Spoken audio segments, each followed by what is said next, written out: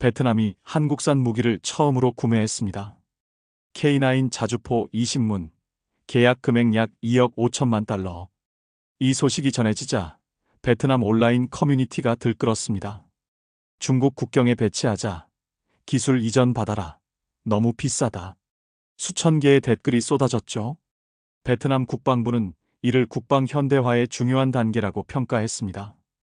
2025년 8월 베트남 하노이 국방부 청사 국방부 대변인이 기자회견을 열었습니다. 베트남과 대한민국은 G2G 계약을 통해 K9 자주포 20문을 구매하기로 합의했습니다. 이는 우리 군 현대화 계획의 일환이며 한국과의 방위 협력을 강화하는 계기가 될 것입니다. 기자들이 손을 들었습니다. 중국과의 관계를 고려했을 때 이번 무기 구매가 문제가 되지 않을까요? 대변인이 침착하게 대답했습니다. 우리의 국방 현대화는 특정 국가를 겨냥한 것이 아닙니다. 순수하게 방어 능력 향상을 위한 것입니다. 하지만 베트남 국민들의 반응은 달랐습니다. 온라인에서는 이미 뜨거운 논쟁이 벌어지고 있었죠. 그 중심에 한 청년이 있었습니다. 베트남 밀리터리 유튜버 응우옌 투안, 28세. 그가 올린 영상 한 편이 베트남을 뒤흔들고 있었습니다. 그 이야기 지금 시작합니다. 제 이름은 응우옌 투안입니다. 하노이에서 밀리터리 관련 유튜브 채널을 운영하는 28세 남자죠. 저는 군사 무기를 좋아합니다. 어렸을 때부터 전차, 전투기, 군함에 관심이 많았어요. 대학에서 기계공학을 전공했고 졸업 후에는 유튜브로 밀리터리 콘텐츠를 만들고 있습니다. 제 채널 구독자는 15만 명 정도예요. 베트남에서 꽤 알려진 밀리터리 채널이죠. 2025년 8월 15일 아침에 뉴스를 보다가 깜짝 놀랐습니다. 베트남, 한국 K9 자주포 20문 구매 계약. 뭐야 이게? 바로 자료를 찾기 시작했어요. 한국 언론, 베트남 국방부 발표, 전문가 분석.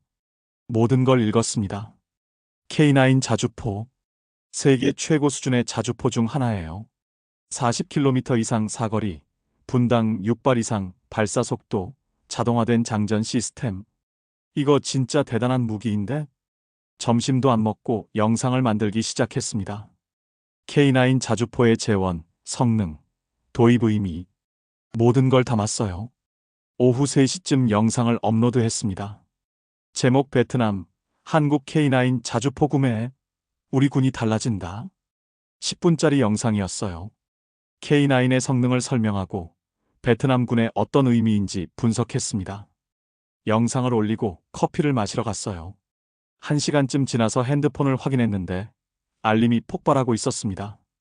조회수가 3만을 넘었고 댓글이 200개 넘게 달려 있었어요. 뭐지? 댓글을 읽기 시작했습니다. 첫 번째 댓글이 눈에 띄었어요.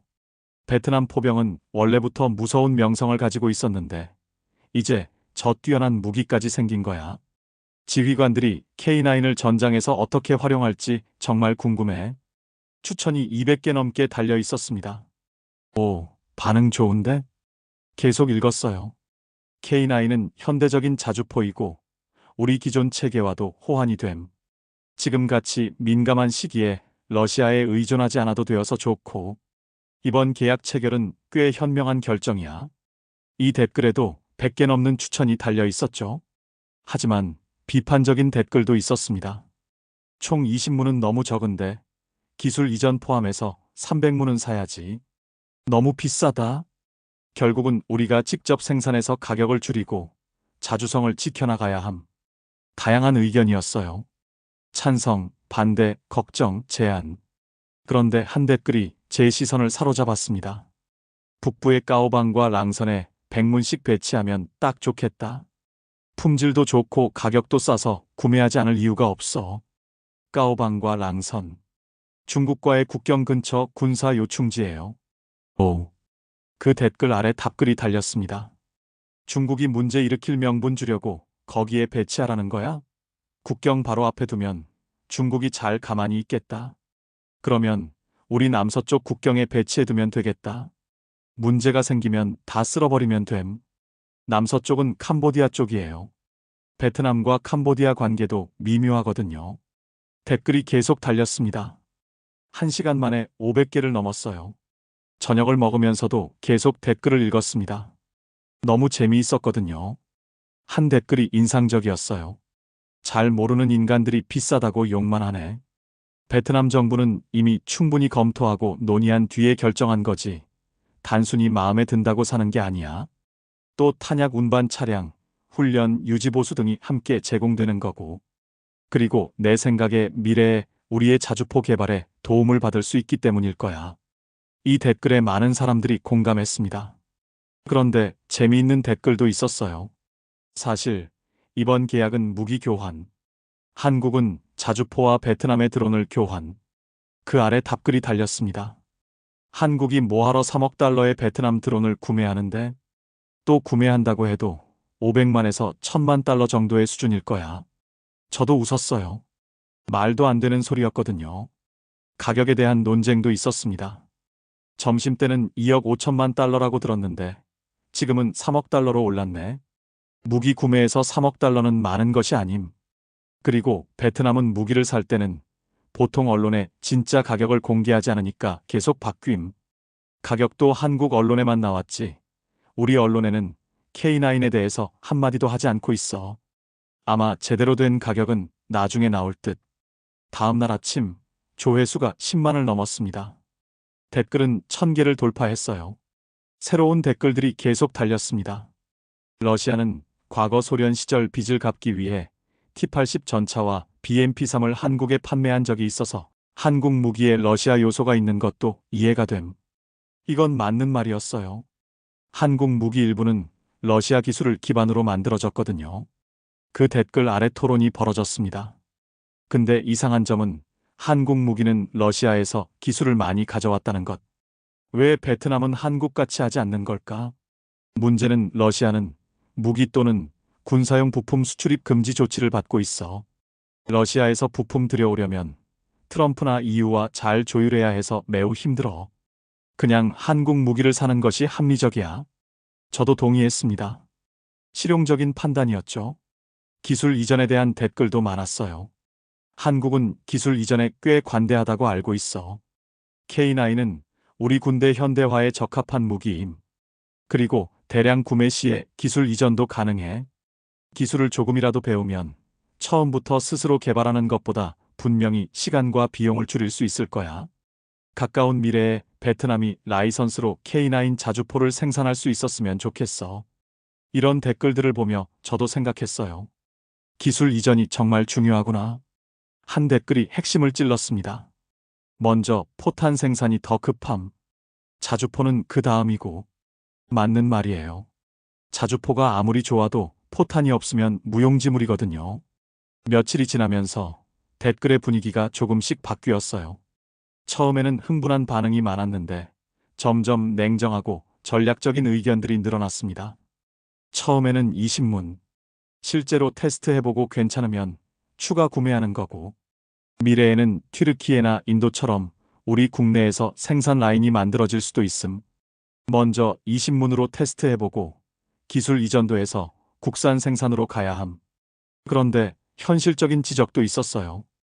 가장 핵심 기술이 사격 통제 시스템인데 그건 이전 불가일 듯. 기껏해야 탄약 생산 라인 이전 정도 같아. 그 댓글에 답글이 달렸습니다. 비에텔이 이미 다른 무기에서는 사격 통제 시스템을 개발했어. 조금씩 배우면 결국 해낼 수 있어. 중국도 이렇게 모방해서 다 배운 거잖아. 비에텔은 베트남의 통신회사인데 최근 방산으로 영역을 확대했어요. 일주일쯤 지났을 때 제 영상 조회수는 30만을 넘었습니다. 댓글은 2000개가 넘었어요. 저는 후속 영상을 만들기로 했습니다. 댓글 반응을 정리하는 거였죠. 영상 제목 K9 자주포. 베트남 네티즌들은 이렇게 생각한다. 영상에서 주요 댓글들을 소개했습니다. 많은 분들이 중국 국경 배치를 이야기하셨는데요. 전략적으로는 이해하지만 외교적으로 민감한 문제입니다. 신중해야 해요. 기술 이전에 대한 의견이 정말 많았습니다. 저도 동의합니다. 단순히 무기를 사는 게 아니라 기술을 배워야 합니다. 가격이 비싸다는 의견도 있었는데요. 2억 5천만 달러면 문당 약 1250만 달러입니다. 세계 시장 가격과 비교하면 합리적인 수준이에요. 영상을 마무리하며 제 의견을 말했습니다. K9 자주포 도입은 베트남군 현대화의 중요한 단계입니다. 하지만 이게 끝이 아니에요. 우리는 계속 배우고 발전해야 합니다.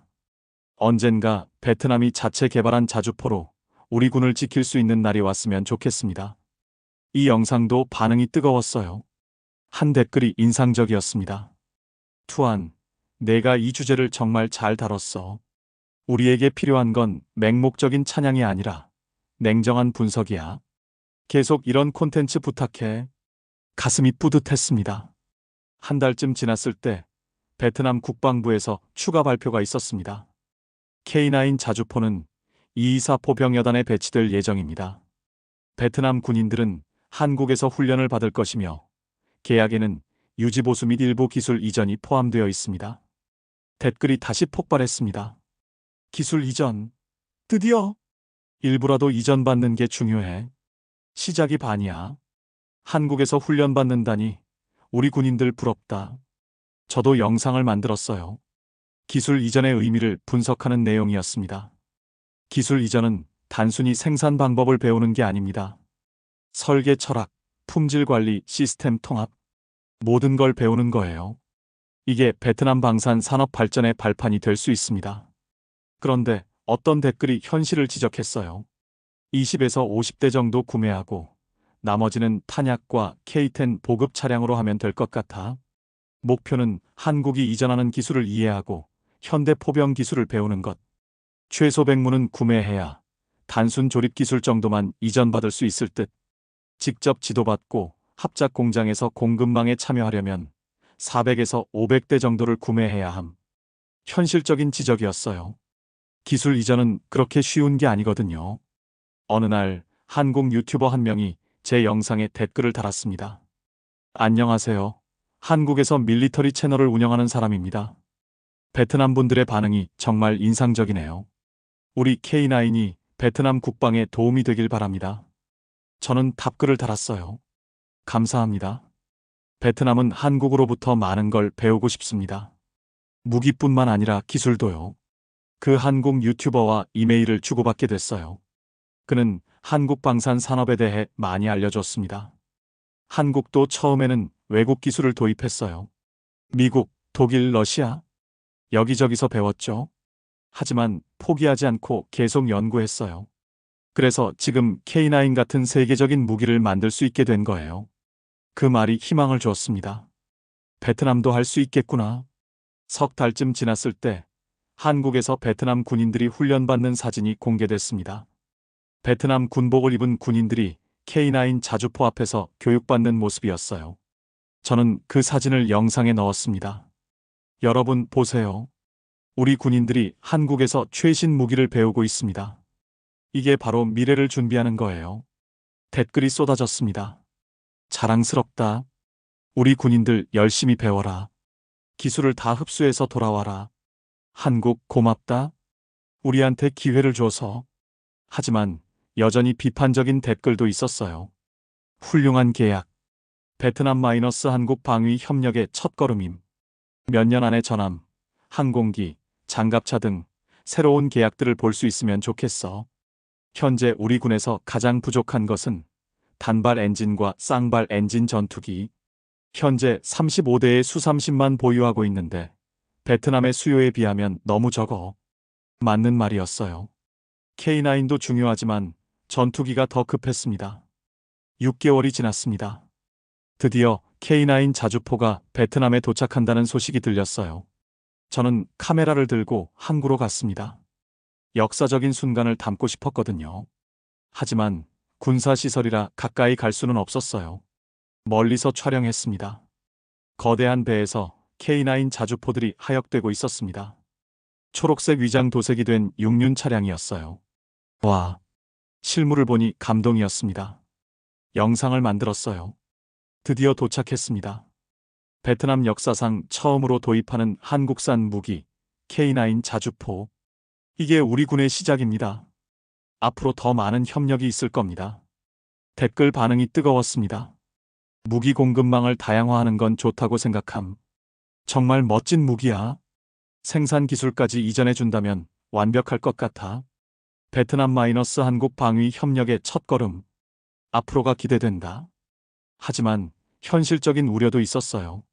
솔직히 한국은 대통령이 너무 자주 바뀌어서 불안함. 게다가 미국이 또 언제 압박할지도 모르겠고. 그래서 장기적으로는 기술 이전 쪽으로 가야 함. 우리 정부의 목표도 기술 이전임. 계약서에 뭐가 더 있는지는 모르겠지만 그렇게 쉽게 계약하지는 않았을 거야. 1년이 지났습니다. K9 자주포는 224 포병여단에 배치됐고 베트남 군인들은 훈련을 완료했어요.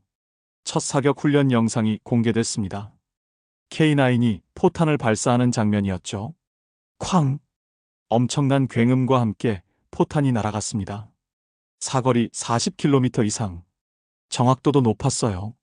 저는 그 영상을 분석했습니다. 여러분, 보셨죠? 이게 현대 포병의 위력입니다. 우리 기존 포병과는 차원이 달라요. 이제 베트남도 세계 수준의 화력을 갖추게 됐습니다. 댓글이 자랑스러워했습니다. 우리 군이 강해지는 게 보여서 좋다. 계속 현대화하자. 우리도 할 수 있어. 최근에는 추가 구매 이야기가 나오고 있습니다. 첫 20문이 성공적이면 100문 더 사자는 의견이 나오고 있대요. 기술 이전도 더 받을 수 있을 거고요. 저는 제 채널에서 계속 이 이야기를 다루고 있습니다. 오늘도 영상을 만들었어요. K9 자주포 도입 1년, 우리가 배운 것. 영상에서 말했습니다. 우리는 단순히 무기를 산 게 아닙니다. 한국으로부터 배웠어요. 현대 무기가 어떻게 만들어지는지, 어떻게 운용하는지. 이게 진짜 중요한 거예요. 언젠가 베트남도 자체 기술로 세계적인 무기를 만들 수 있을 겁니다. K9이 그 시작입니다. 댓글 하나가 마음에 와닿았어요. 10년만 기다려. 그때 베트남의 발전을 보게 될 거야. 저도 믿습니다. 베트남도 할 수 있다고. 한국이 그랬던 것처럼요.